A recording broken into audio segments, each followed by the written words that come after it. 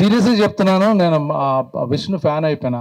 ఆ రోజంతా 3 రోజులు ఆ సీన్ చేస్తుంటే, విష్ణు నువ్వు చేసిన సినిమాలు అంతకుముందు వేరు, ఇది వేరు, మైండ్ బ్లోయింగ్ పెర్ఫార్మెన్స్ నేను కళ్ళారు చూశాను. అది మీరు కూడా చూస్తారు డెఫినెట్గా. చాలా చాలా గొప్ప సినిమా ఇది. ఏదో ఏదో కమర్షియల్ 4 ఫైట్లు సాంగులు లాంటి సినిమా కాదు. థియేటర్లు తండోపతండాలుగా వస్తారు, అది కన్ఫాము. నేను మనస్ఫూర్తి చెప్తున్నాను, అది శివుడు చేయించాడు పనులు ఇందులో.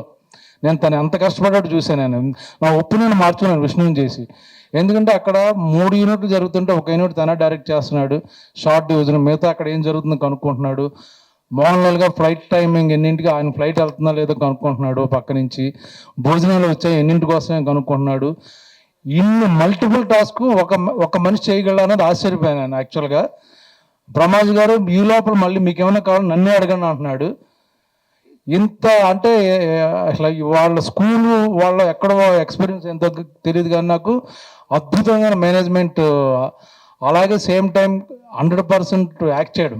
ప్రొడ్యూసర్లు చూసుకోవచ్చు అన్ని, బట్ తనే మొత్తం A to Z న్యూజిలాండ్లో అన్ని డిపార్ట్మెంట్ దగ్గర నుంచి, ఒక పక్కన హాలీవుడ్ టీము, న్యూజిలాండ్ టీము, ఒకసారి ముంబై టీము, ఇక్కడ లెజెండ్స్ రఘుబాబు గారు లాంటి వాళ్ళని హ్యాండిల్ చేయడం. 9 తర్వాత ఆయన హ్యాండిల్ చేయడం చాలా కష్టం. ఫోన్ చేసి నాన్నగారు చెప్పాడు, చూశారు కదా, అది రాత్రి 9ంటికి జరిగింది. ఎందుకు మీకు తెలిసిన ఉంటుంది. సో చాలా థ్యాంక్స్ డైరెక్టర్ గారు, మంచి టీము.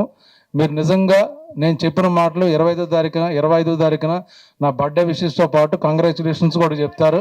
సో బ్లాక్ బస్టర్ అవుతుంది. Thank you very much.